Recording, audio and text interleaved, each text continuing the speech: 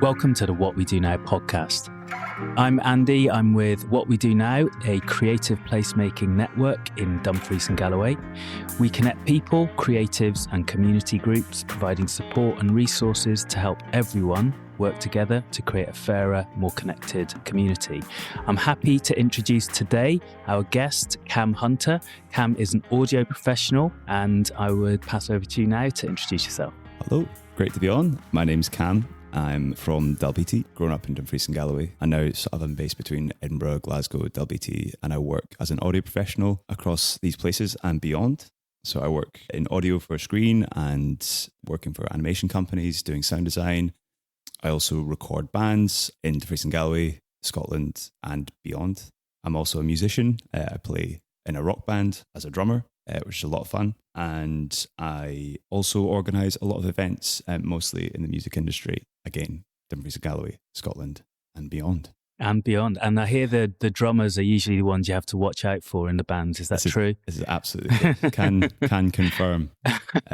Although in my band, I'm the drummer / band dad. Okay. The one who drives and does the organisational stuff. Bit more responsible. Exactly, right. Yeah. But it means I've got all these skills to talk about now. How about that? That's very helpful. And I understand as well that your band's had national airplay. That's right. Yeah, we've been very lucky. Recently, things have taken off in a way. Like myself and my brother, we've been in a band for a long time around Dumfries and Galloway, and then moving to Glasgow and doing things there. And now we sort of range around the UK. We're just back from a UK tour on support in larger venues. We played the Barrowlands recently. It's been great, and we've had a great pickup from lots of things for music that's written just down the road.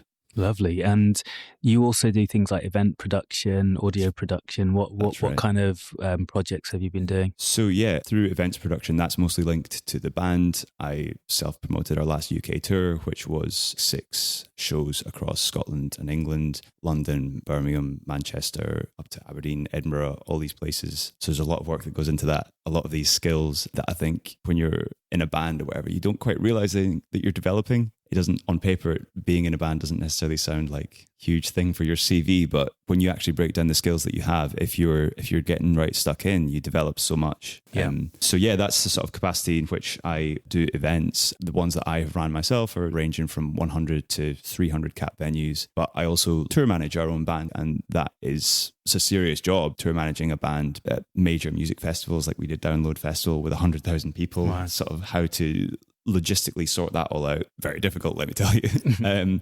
And touring in 1,000 cap venues, there's just so much to think about, more than just, hitting the drums. So I feel like I've benefited a lot from that skills wise. But yeah, also, you're asking about audio production. I do that as well. That's feels a bit more like a day job. So in a sense, that's the bread and butter of it. Doing sound design for animation. I have been in-house sound designer for an animation company called Ammonite for a long time, with my bud Glenn, who's also from Dumfries and Galloway. Talented people. We've done stuff ranging from just small bits of client work for people to like video games trailers and things. So there's been a lot there within the bracket of audio that I've done, all just from starting songwriting in my parents' garage in WWDN. So wow. Yeah, a lot of things have started in garages, in parents' garages. Right. Have you been formally trained in a lot of this? Yeah, I actually also did go to university to do audio technology at Glasgow Caledonian, and I did a couple of years at Glasgow Uni as well, doing electronics with music, which is a really interesting course.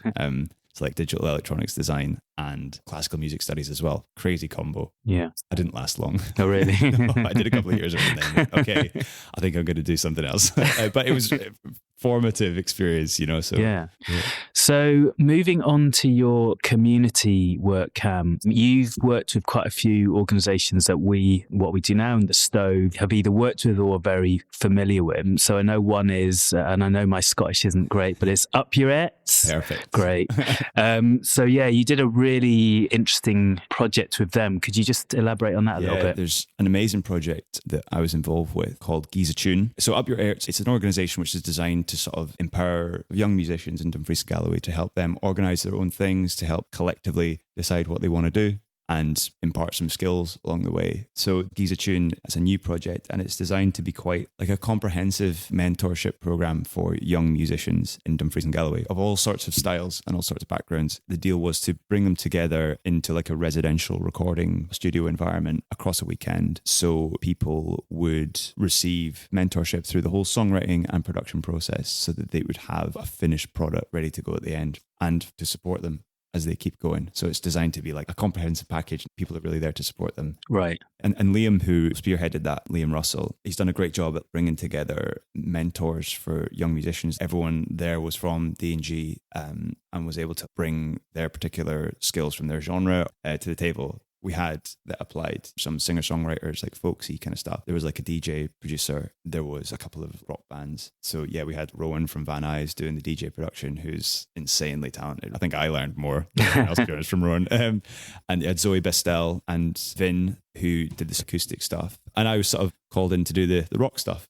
Set up a recording studio there and really tried to show them what they're going to need to know to do it themselves after. And I think as well, Dave Miller, he runs a studio called Circa 16 on Brooms Road. He sorted the guys out with some Focusrite interfaces and microphones, so that after this session, the things that they'd learned, they could apply again and keep it going. So I thought that was really good. And I think we've got some really good stuff. I'm excited. Possibly next week, some of the guys will be releasing their music. So it's exciting to get that out into the world. Does that include, so I know there's a couple of artists that you work with who are quite well known in Dumfries and Galloway, and probably further afield as well. Are they releasing stuff? And could you tell us a bit about them? Yeah. So one of the acts, a gigging band from Dumfries and Galloway called the High Priestess. They're a young band who were one of the rock bands I was talking about earlier who recorded, and they came in with a really strong vision of what they wanted already, which is great to see in a band, like people with some vision. It's exciting to see.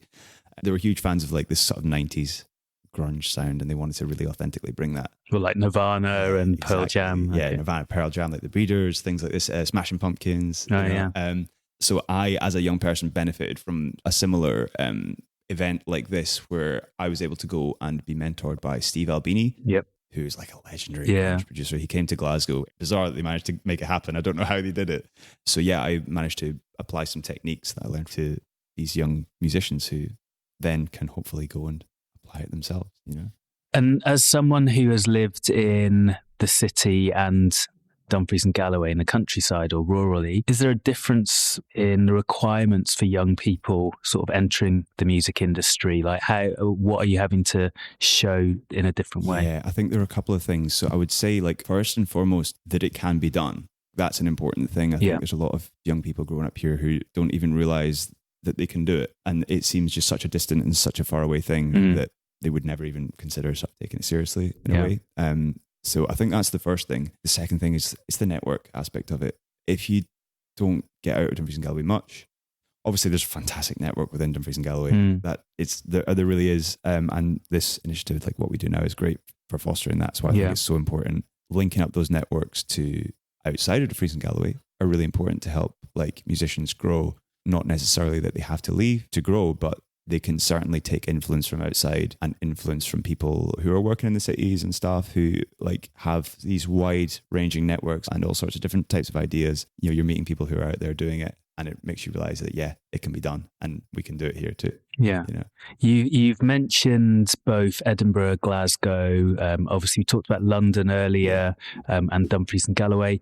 What in the UK, of what you've seen over the last few years you've been involved, which sort of areas, emerging scenes excites you the most? Is there one that's particularly standing out that we may not have heard of? Or it's a good question. I mean, I'm really involved with the rock world. Yeah. And I think to a lot of people that can be quite niche. Okay. I suppose I would argue that it's less niche than you would think. Does it include like heavy metal and thrash? And I mean, I loved that stuff growing up, and there's a lot of people who love that stuff growing up. What I found is that they are actually quite dispersed, and I think that's a symptom of the internet. I think you can honestly get people cropping up from anywhere who like any type of things. And I guess it's what I would call like a community that's based around your interests rather than your location, almost geographically. But I think in terms of like geographical location, I think Glasgow has a great scene, like bands like Dead Pony, who sort of came out of that scene and are now like this massive band. I think I've just spent so long immersed in the Glasgow scene that I just think that there's obviously so much going on in London. It's incredibly like such a rich tapestry of music in London. Yeah. Always so impressive. A little bit intimidating sometimes. Yeah. Like, wow. As a country kid coming into that, you're like, how can we even compete? But you've just got to bring your little bit to the scene. Yeah, I think it touches on what we were speaking about earlier, where, you know, even if you do want to stay in these areas, it is important to expose yourself to London. It is, regardless of what you think about London, and, you know, a lot of people have good and bad feelings, but a lot of stuff happens there with the music industry, with the art, with pretty much everything. So it's important to at least, you know, be familiar with it, you know some people there and spend some time there. It's not, you might not enjoy it. You possibly will. I enjoy it. You enjoy it down there. Yeah. But I think it's really important. But, you know, what you say about Glasgow, I'm new to the area, and going to Glasgow in the last few months, I've been just amazed. I love it. It's just, it reminds me a lot of, you know, parts of London before they became, you know, gentrified and too, you know, anaesthetized and too mainstream. It's just, it's still got that sort of edge. There's a lot of empty warehouses. That's true. You know, you're walking around there thinking, actually,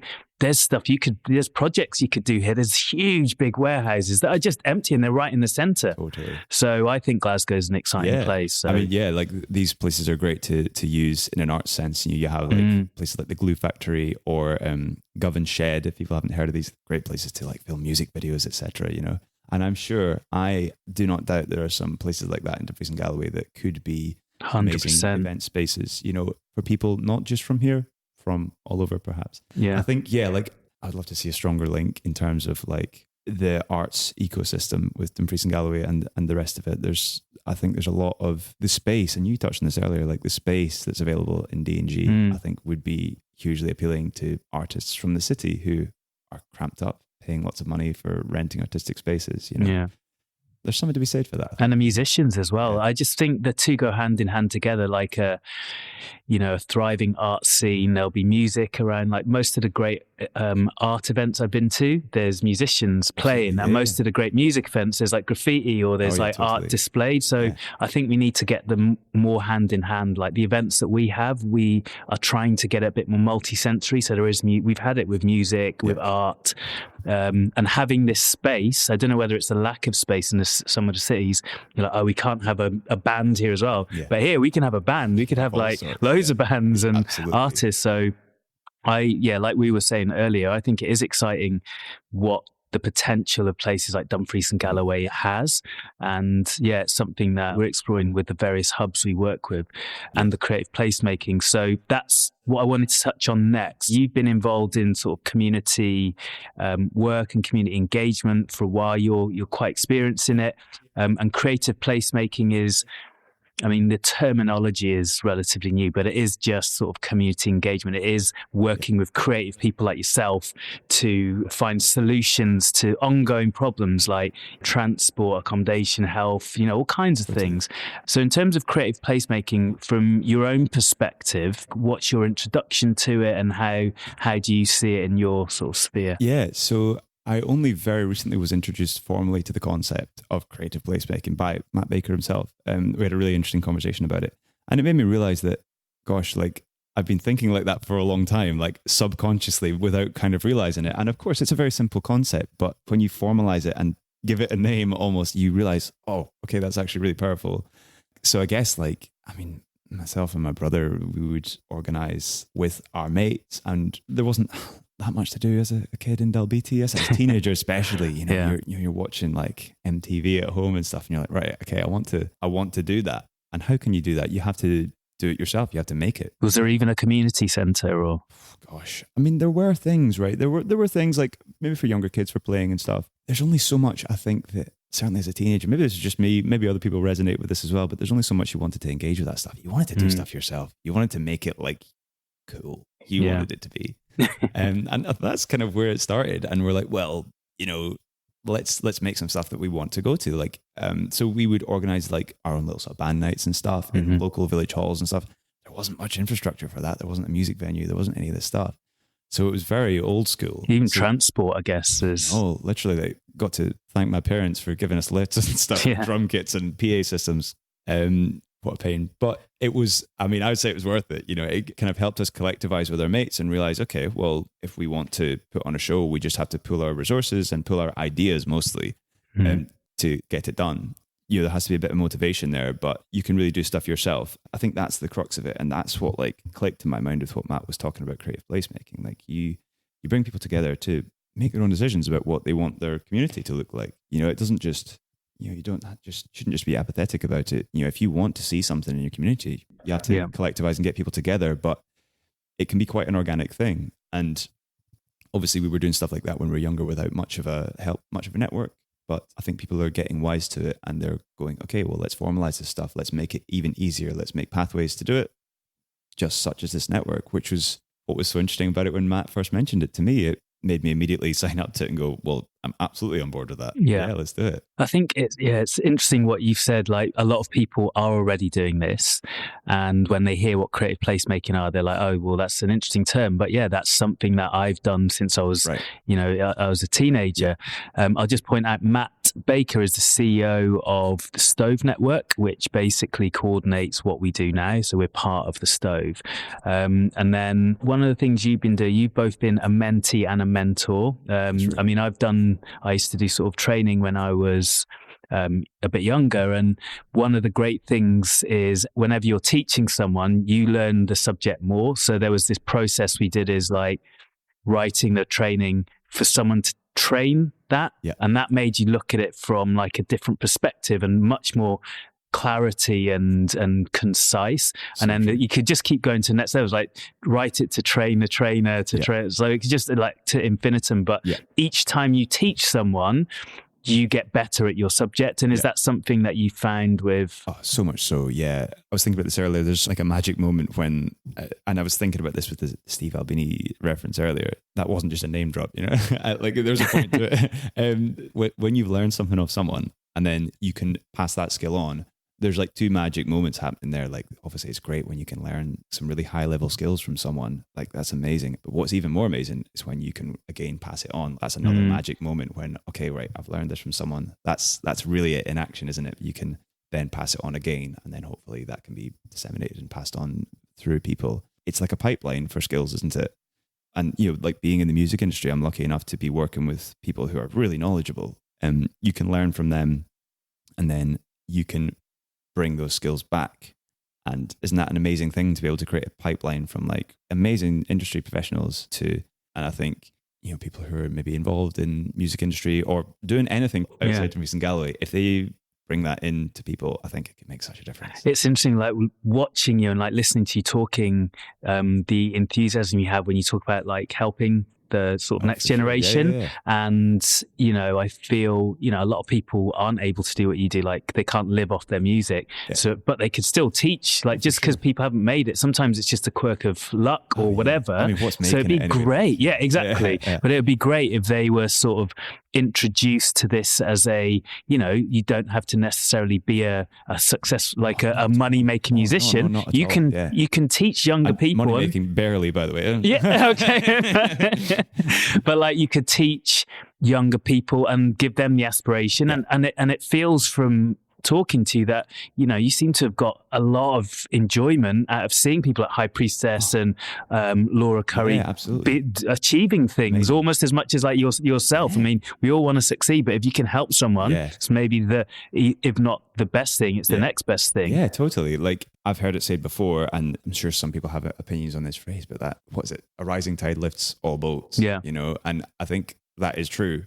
Like as long as people are happy to, you know, see others do well as well. And I think most people are, of course, you know? So I think, there's an amazing success in like seeing your mates do well, and not just your mates, but like people you've maybe mentored or you've worked with in some capacity. You know, it's just good to see people do well, you know? And I think if we support one another to do well, it can be possible. I don't know. I think psychologically as well, when you look at, I was watching some clip on Denzel Washington, and a lot of actors have said how he was not only an inspiration, but he helped them. Yeah. So along his journey to become a great actor and winning Oscars and, you know, doing loads of really great films, he's helped all these people along the way. And I feel, you know, psychologically, if you're helping other people, you know, then you're probably always going to be looking at, you might notice something in a session, like, oh, actually, I didn't know that. And you might go away and touch up on this certain skill. Yeah. So I feel it has so many benefits, like we were talking about the teaching and so on, but being a mentor to people in this industry, because a lot of this stuff, you're not going to learn in books. You're not going to learn it. And like the psychological stuff, they're not going to teach you how to be resilient and how to overcome these kind of things. So a lot of it is stuff that you're going to be maybe discovering for yourself, and then sort of passing that on. So it's really powerful. And there was one thing that you mentioned earlier about where you're placed to contribute, and the connections and that kind of thing. I mean, how do you see yourself in terms of, especially now that you're working across the UK, and like, how could you help people in this area possibly? I mean, totally. I think as someone who I'm receiving mentorship every day in a way by being lucky enough to experience sort of the wider music industry. And I think just like passing that on is super important. It's all good and well to just, you've learned stuff, like brilliant, but like, what do you do next with it? Pass it on, because someone passed it to you, didn't they? People who are working, in the wider industry, I mean, I'm talking about music because that's sort of all I know, but other people work in various other formats. They have this really rare potential to be able to like create like a pipeline of skills by being involved with mentorship and stuff. Like when you're learning something, you can totally be a bridge to like bring those skills and ideas and just sort of inspiration generally back to people, in Dumfries Galloway or rural places where that doesn't happen organically in a way. We were talking about the differences between the cities and rural areas earlier on. One of the main differences is like these networks when you're living in the city, they form naturally. You're out, you bump into people all the time. There's so many coffee shops, bars, exactly, right. In Dumfries and Galloway, and especially if you live like rurally, not even in Dumfries or whatever. That's why it's really important to have something like, I don't mean formal, but like an actual organization where you can go and you can get linked up with people. That's why the Stowe is brilliant. The DMC as well, shout out to them. I've not personally worked with them, but I've been to the DMC a lot. Like, that's really good. They're great. Yeah. They're bringing in people from Glasgow, from down south and stuff. And, up your arts as well. Like, I think what they've started doing with the Giza tune is brilliant. Yeah, it is. So it's creating that bridge between what's going on in the cities and bringing it to the rural area. Great. And finally, just one question. So if you were to meet how old were you when you started really, like when you just started playing music? Oh gosh, like I think I did my first gig when I was 12 years old. Wow. I was quite young. So you're literally like, maybe like your interest had started at like 10, 11, something like that. Yeah. So if you were to bump into your sort of, let's say 11-year-old self in Dalbeattie, maybe, just wandering along on the high street, what would be the one piece of advice that you would give a little 11-year-old Cam? I would say get rid of that haircut. No, I would say probably that I think the biggest thing is that it is actually possible to do stuff. There's this great tendency to say like nothing really happens here. There's that buzzword, isn't it? And I've seen that written, I think, maybe places in the Stove as well. Oh, it can. Yeah. It's difficult, but it can be done, I would say. Is it more difficult than if you're in the city, do you think? Hard to say because I didn't actually grow up in the city. So I don't know, but I think, maybe connections come easier if you're in the city. And you can see a route, you can see the pathway to do stuff, I think, if you're from the city. Whereas here, there's just a bit of a gulf. You're just a kid knocking about in WE and you see musicians and stuff on TV. You don't see any of those steps in between. You're like, how is that going to happen? And I think you eventually realize that you're not even trying to do that, what you're seeing on the TV. It's not even real what you're seeing. But there is like a fantastic and vibrant music community that you can actually be part of. But I think you just maybe don't see enough of that growing up in a small town. I think, I've noticed a lot of the great stuff that goes on in Dumfries and Galloway is just, you don't know it's going on. There's some really great things going on, and maybe Facebook sometimes, but it's just not advertised. It's hard to find. You're not seeing it. You don't see it's not very visible. Exactly. It's the visibility, I think, because it is there, like you say, it's harder to find, but it's not visible at the moment. I think you've put that great. Like, I think it would be really important to like make the sort of grassroots stuff, which is what's even cooler than the stuff that's happening on TV, man, because you can actually take part in it, making that more visible to young people. And that's what certainly would want my younger self to see what is actually going on and to find out about it and to know what is possible for you to actually take part in. Yeah, that's a really great answer. And I'm sure a young Cam would be incredibly impressed with older Cam there. We'll see. You go, why are you not Why are you not playing Wembley? It's next month. Yeah, right. Who cares about Wembley? It's all Stoves where it's at, man. Exactly. Appreciate that. Thank you so much for your time, Cam. It's been great. I've enjoyed it. I've enjoyed it too. To find out more about what we do now, go to whatwedonow.scot.